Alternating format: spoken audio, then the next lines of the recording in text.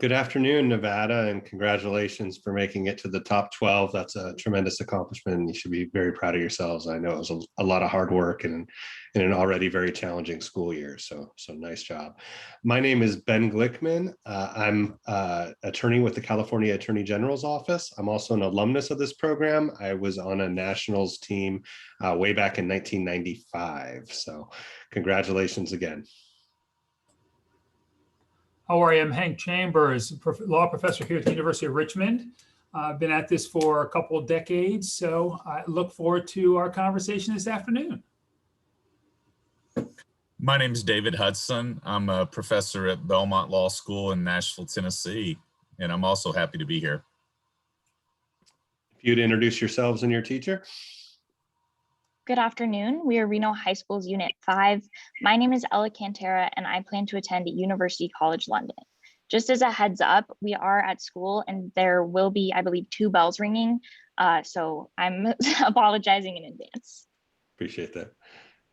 For that, my name is Cole Boyden, and I will be attending Whitman College. My name is Amelia Rosevere, and I will be attending Trinity College, Dublin. And my name is Kevin Zing, and I plan to go to UCLA. Our unit coach is Mr. Scott Daniel, and our We the People teacher is Mr. Richard Clark. Great. Real quick Ready? before we get started, Oh. if there is a bell interruption, you can just let me know and we can pause the timer for a few seconds. So just let me know. I assume they're relatively short bells. Yes, there will be one at 12:40 and one at 12:45. Yeah, so if it happens when you're speaking, just pause for a second and then pick back up and we'll go from there. Thank you. All right. Your question today is number 1. A result of the decision in Wisconsin v. Yoder is that any parent guardian can refuse to let their child go to school beyond the 8th grade or learn about a subject by saying it's against their religious beliefs. Do you agree or disagree with the result of the decision? Why or why not? Excuse me. What words, if any, are found in the U.S. Constitution or in state constitutions that protect the right to an education? And how have courts balanced religious beliefs with other rights? Whenever you're ready. Saper ode, or dare to know, declared German philosopher Immanuel Kant in 1784, endorsing the acquisition of knowledge as essential to personal liberation. An ocean away, a young nation contemplated its own recent liberation.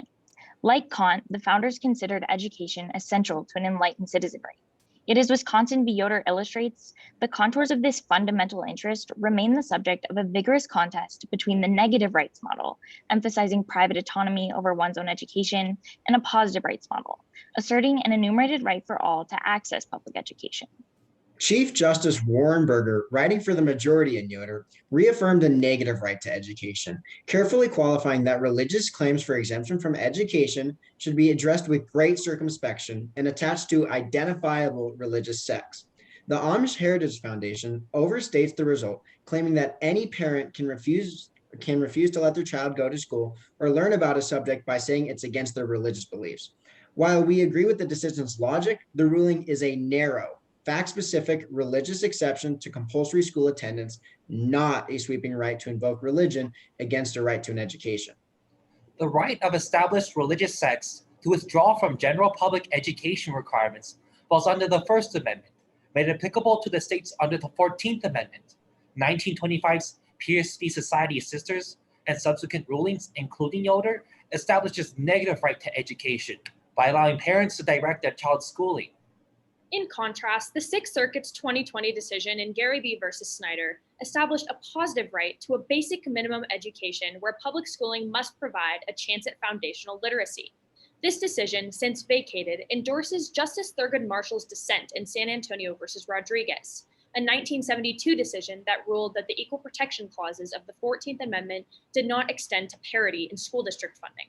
The positive right to an education is further endorsed by 1981's Plyler versus Doe, which invoked the 14th Amendment to determine that children of undocumented immigrants had the fundamental privilege of an education. The constitutions of individual states further protect the right to an education. Similar to constitutions of 41 other states, Article 11, Section 2 of Nevada's Constitution declares the legislature shall provide for a uniform system of common schools, established and maintained in each school district, echoing the federal Equal Protection Clause. Support for the right to education is further seen in the US's endorsement of the Universal Declaration of Human Rights, which in Article 26, echoing Kant's Enlightenment Edict, describes a right to an education that strengthens respect for fundamental freedom and tolerance. To support freedom and tolerance, religious laws must pass strict scrutiny when courts are asked to intervene to protect individual expression, yet also protect access to education. For example, 1971's Lemon versus Kurtzman established a three-pronged test under the Establishment Clause. The legislation must have a valid secular purpose, neither advance nor inhibit religion, and avoid excessive entanglement between church and state. Although 1905's Jacobson v. Massachusetts prioritized mandatory vaccinations under the state's police powers, employers throughout the COVID-19 pandemic have allowed religion to take precedence over mandatory coronavirus vaccinations, citing required accommodation of the free exercise of religious observances under Title VII of the Civil Rights Act of 1964. By way of analogy, the parental right to religious freedom and education enjoys support in 1997's City of Burney versus Flores, which in conjunction with the Religious Freedom Restoration Act prohibits the government from substantially burdening religion's free exercise unless it must do so to further a compelling government interest. Arguably, there is no more compelling interest than the literal and metaphorical health of our participatory democracy, a health that depends upon an educated citizenry, one that dares to know the value knowledge brings to liberty. Thank you. Thank you. So you mentioned some of the recent litigation regarding COVID restrictions and their impact on worship. Do you think the Supreme Court has got it right so far? Can you walk me through what they've decided and whether you agree or disagree with it?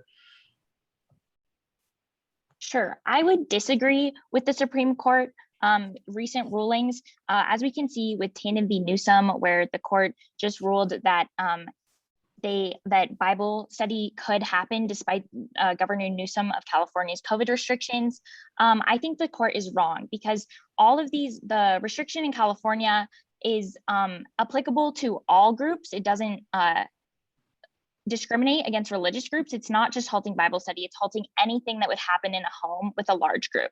So we can see with Justice Kagan's dissent, that's her main point in all three of these recent cases with the Supreme Court on COVID restrictions. I would agree with the recent decisions of the courts regarding COVID, as seen in them striking down a Dayton, Nevada's church challenge against a Nevada gathering limit. So in this case, the court definitely prioritized the common good and the health of the public rather than the individual rights of this church gathering. As illustrated in Jacobson versus Massachusetts, they show that the common good is ultimately more important than individual rights in certain occasions. COVID-19 is no exception to this, and the courts have ruled to sacrifice individual liberties, such as religious assembly and just assembly in general, to compensate for the coronavirus. Also, another way that the common good is ensured is through mandatory vaccinations for schooling. As is established in Boone v. Bosman, the right of the parental rights and the freedom of expression through religion is subordinated in society's concern of the spread of disease instead. So is the state required to pass strict scrutiny whenever it limits religious rights?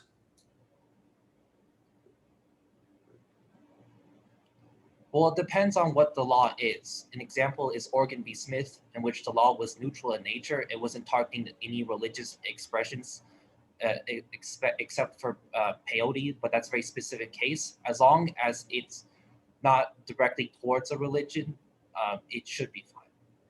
But they can also be neutral in applicability, such as illustrated in Engel versus Vitale. School prayers delivered at the beginning of school are not endorsed. It doesn't matter what religion that prayer is endorsing, as long as there is a prayer that violates the Establishment Clause, and ultimately it is not allowed under the First Amendment.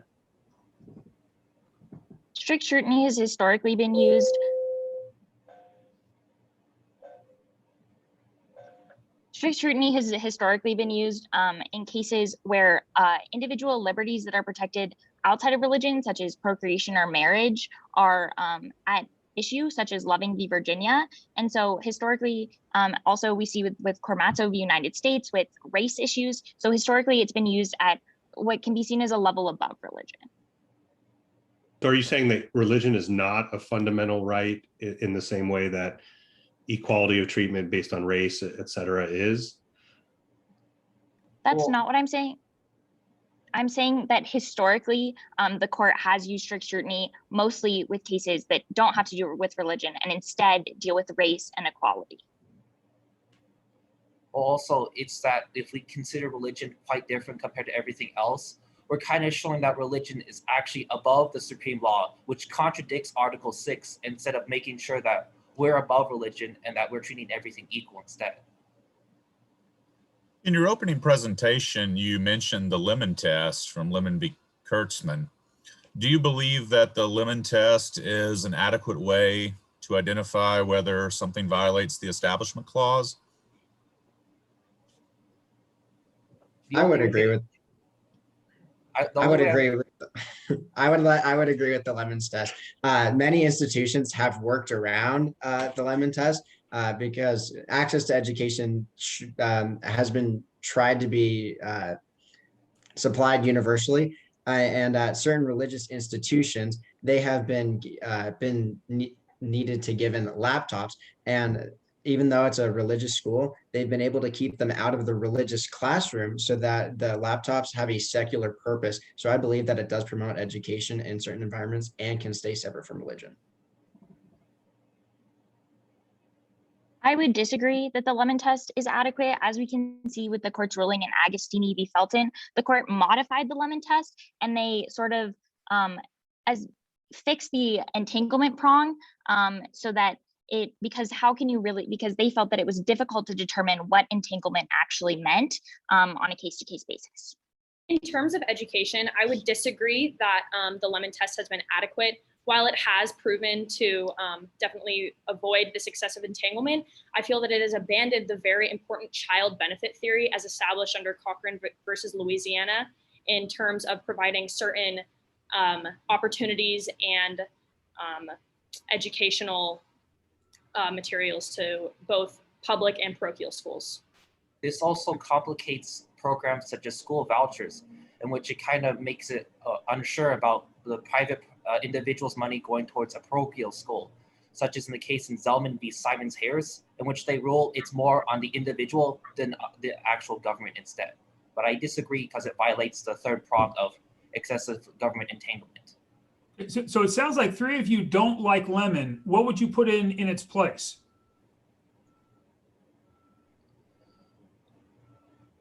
I would argue that it's not that I don't like Lemon, but I think that it is often abandoned in cases, especially in abortion cases, and the establishment of like anti-abortion laws in state bills of rights, such as Rhode Island, in which they have an explicit article that states that nothing in the body nor the Bill of Rights of their Constitution can be granted.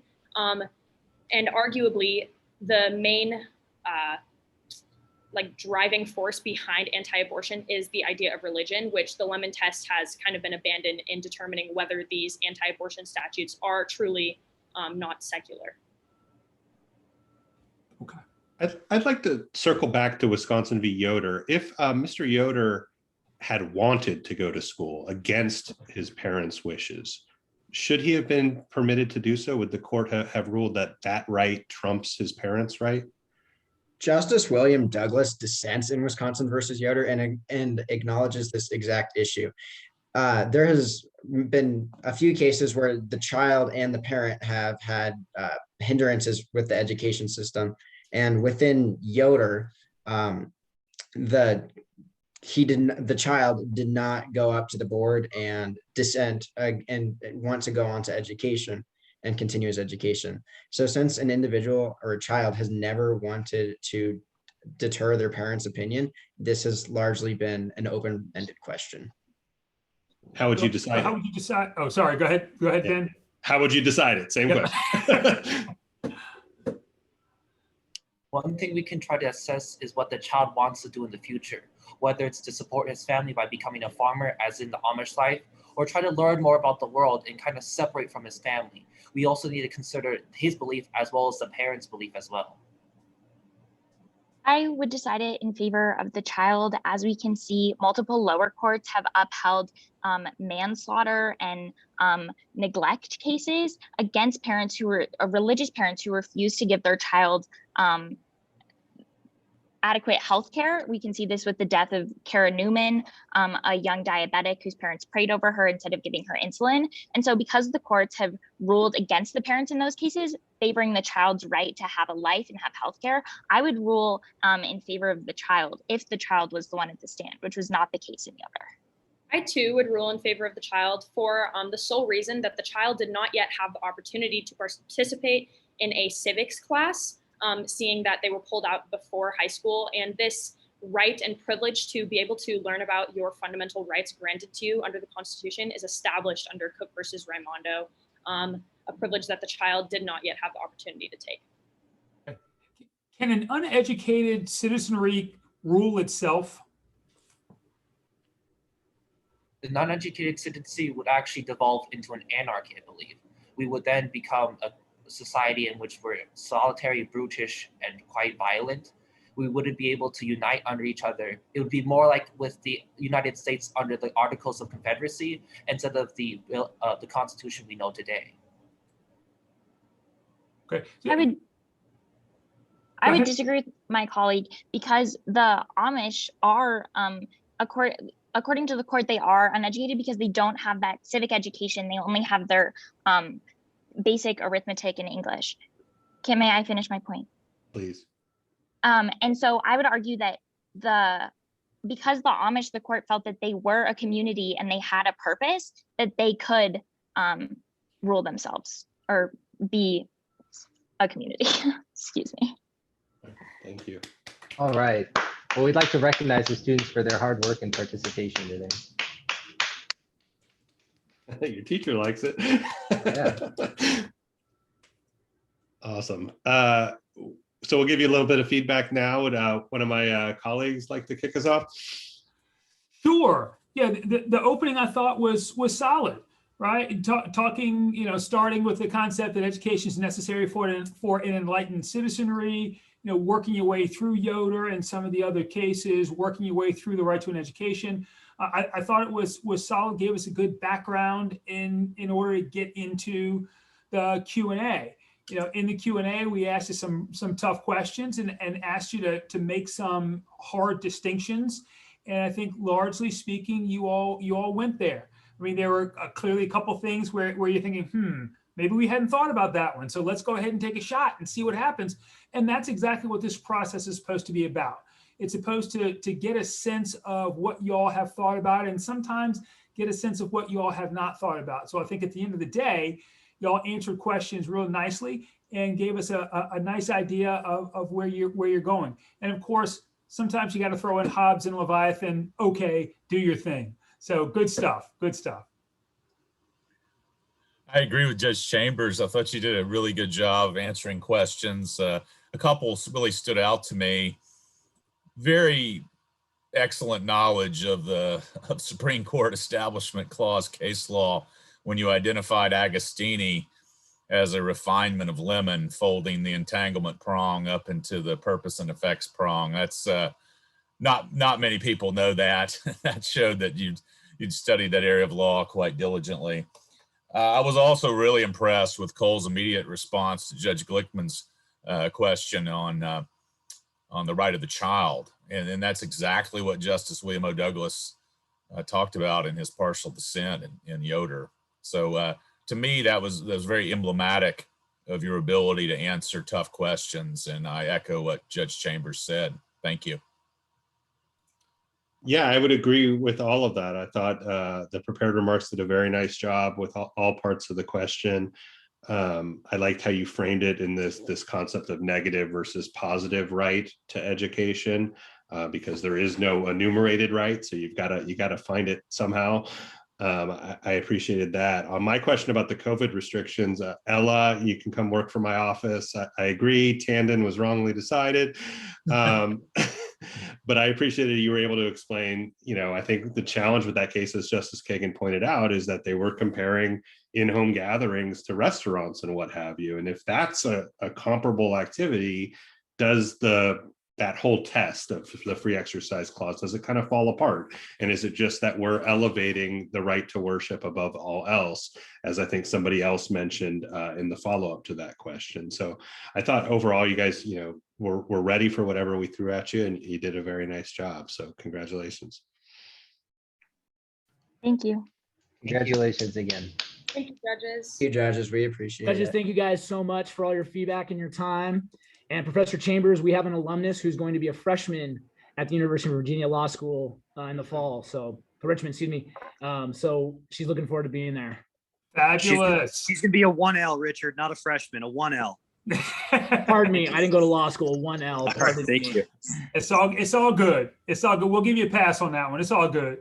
All right. Good luck the rest of the day. Thank you.